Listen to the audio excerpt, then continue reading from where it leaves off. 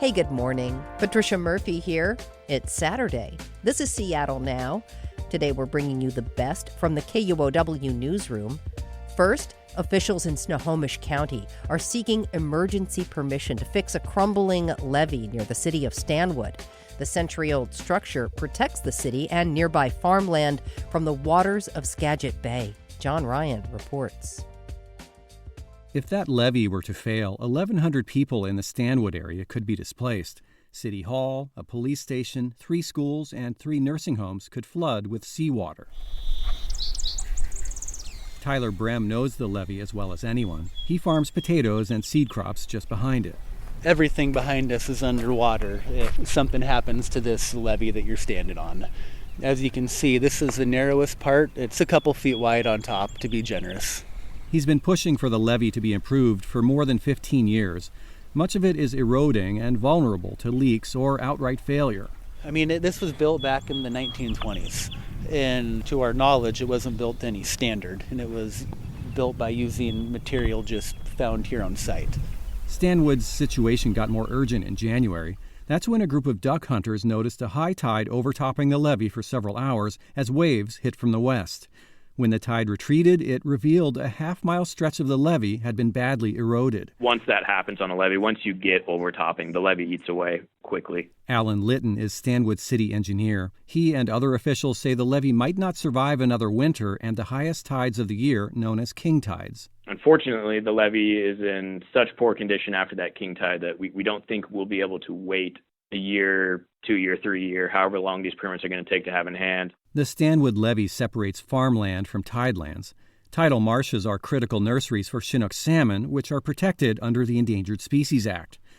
2 years ago, federal agencies started requiring construction in salmon habitat to try to undo the decades of habitat loss that have landed salmon in deep trouble. Projects like Stanwood's stalled as they had to be redesigned to do more for salmon. The Stillaguamish tribe has been collaborating with the city to try to fix the muddy berm that makes the city of Stanwood possible. So we've been scrambling. Jason Griffith is the tribe's environmental manager. Tribes around Puget Sound are less known for repairing levees than trying to remove them to help salmon. But Griffith says for this project, the Stillaguamish tribe is willing to pursue construction without helping salmon.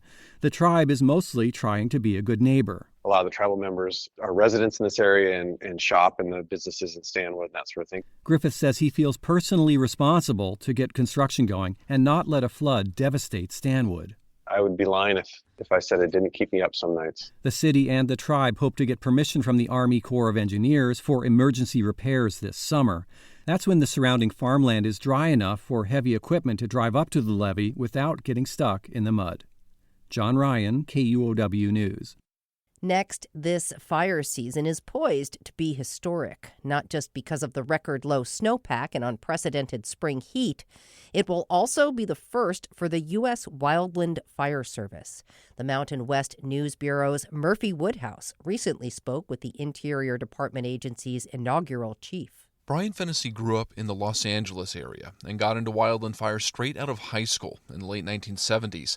He mostly worked on and eventually led interagency hotshot crews, among the most respected in the country. Even decades ago, he says there were questions about why federal wildfire response was split between multiple agencies. Throwing dirt is throwing dirt, right? And hiking Jeep cans up the hills, doesn't matter what patch you're wearing, it's the same work. And why wouldn't there be one agency? Nearly 5 decades after he first dug Fireline, Fennessy was hired as the U.S. Wildland Fire Service's very first chief. The service was formed earlier this year by consolidating the fire programs of several Department of Interior agencies, including those of the Bureau of Land Management and National Park Service.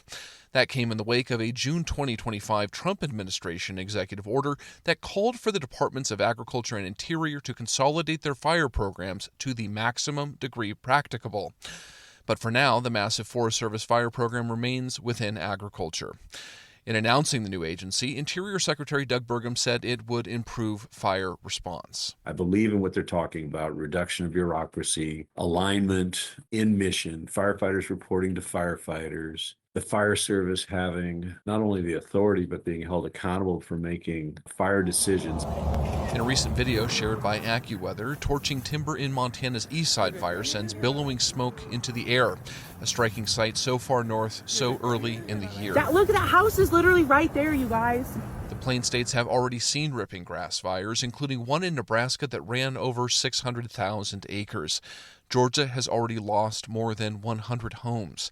Incredible is how Fennessy described these early season incidents. I'm seeing columns and plume-dominated fire behavior. It's like, what? That's the Southeast. But early signs of a potentially epic season isn't the only worry in the air.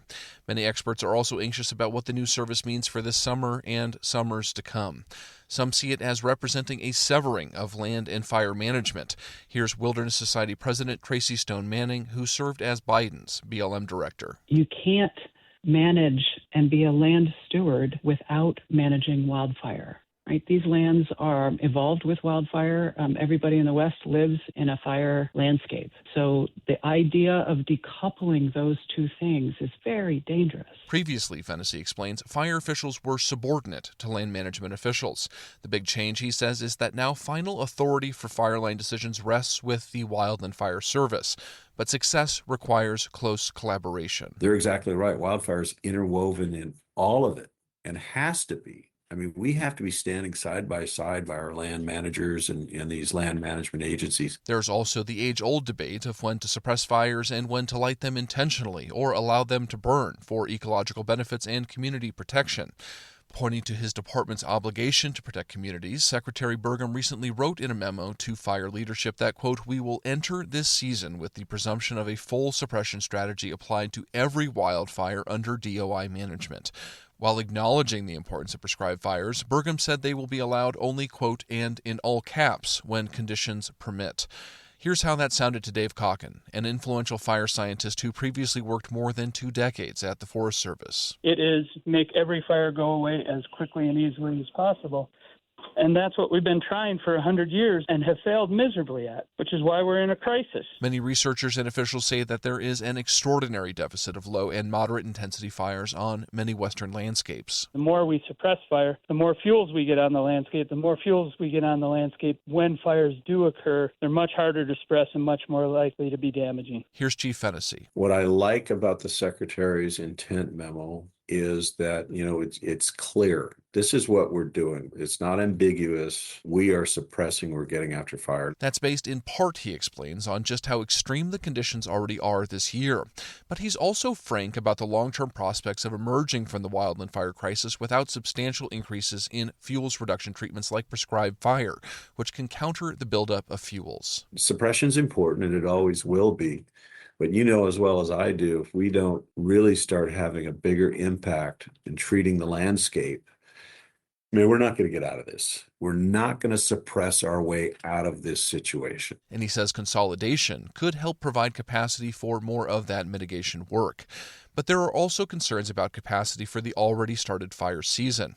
Here's Stone Manning, the former BLM director. I'm worried that the administration has gutted our land management agencies, that there are thousands and thousands of people who don't work there anymore who did last summer, and that we're not going to have enough people to do the job. In the wake of Trump administration cuts to the federal workforce, states across the West saw public land agency employees fall by double-digit percentages. Fennessy noted that fire personnel were exempted from the deferred resignation program and other efforts early in the Trump administration. But he also argued that some of those who chose to leave may have been planning on retiring anyway, and that many of those who took deferred resignations may still be available during the fire season. He says firefighter hiring for the season is going as planned and that they expect to have at least as many as last year, some 5,700 wildland fire personnel along with 900 tribal firefighters. But Cocken is also worried about what happens when the season really picks up. Preparedness levels are at their highest, and the specialized teams that handle the most serious incidents start to stretch thin. So what happens when we're in PL5, when we have 25 available complex incident management teams, and there's 80 fires, 80 large ripping fires? Are we going to run out of them quickly? Should we get really busy? I think so. Fennessy says other teams can pull up some of the slack, and he'd like to do more to train up the next generation of incident command. Even among critics, there's respect for Fennessy's experience and hope that consolidation could bring some positive changes. Timothy Inglesby with the wildfire advocacy group FUSI shares many of Stone Manning and Calkins' concerns, but called the new chief an exceptional individual. He has a lot of the trust amongst the crews. The question is, how much latitude does he have from the administration? In Fennessy, many firefighters see someone who has put in the same hard fire line hours that they have and paid a high price.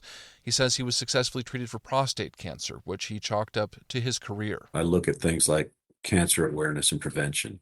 That's got to be at the top. Right next to, health and wellness. Those two things are the very top of my priorities. We believe that they selected the right person for the job. Luke Mayfield, a former hotshot and co-founder of the advocacy group Grassroots Wildland Firefighters, says it's hard to overstate how significant it is to have someone with that experience at the head of the service. He's a strong supporter of consolidation, but says the benefits will be hard-fought. This is going to be messy. And the first thing, he says, will be to take care of the firefighters. For the Mountain West News Bureau, I'm Murphy Woodhouse. And finally, every spring, purple martins fly to Tacoma. The migratory birds travel more than 6,000 miles from Brazil to breed here, but they've become more dependent on humans to make their homes in the western United States. NWPB's Lauren Gallup reports. Standing tall between the train tracks and shoreline of Tacoma's waterfront are 5 wooden posts sticking up about 16 feet from the ground. On top of the posts are clusters of cedar boxes with small rectangular openings.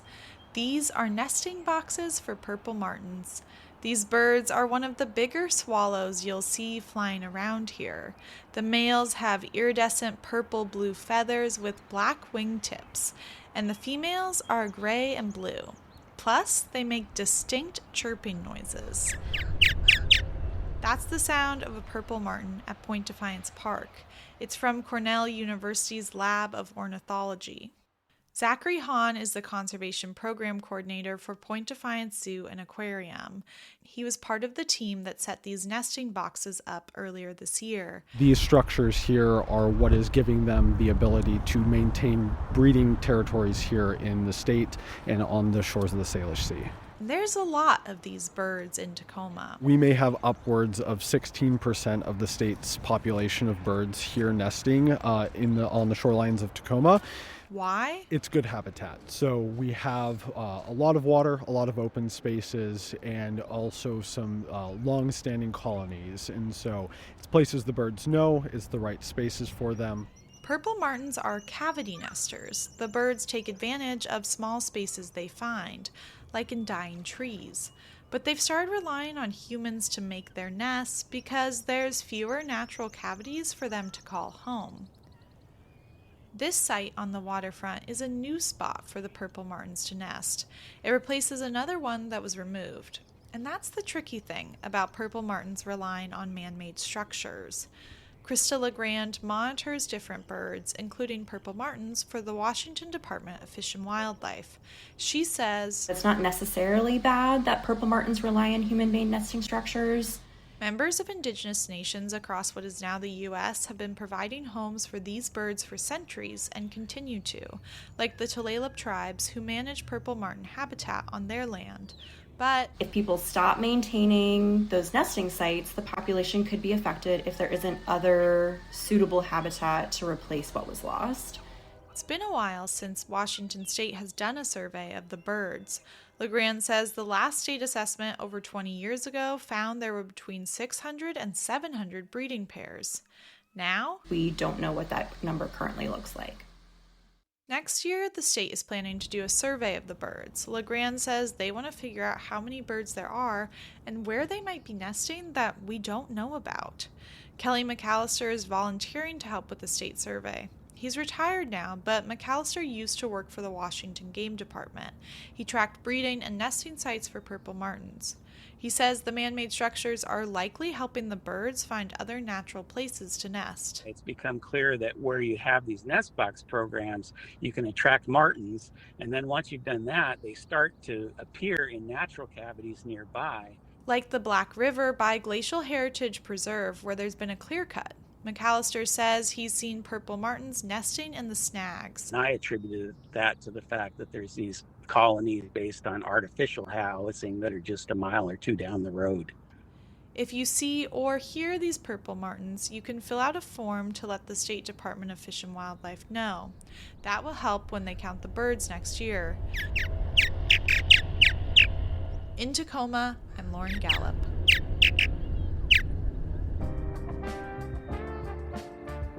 Appreciate you listening to Seattle Now, and thanks to our generous donors for your financial support.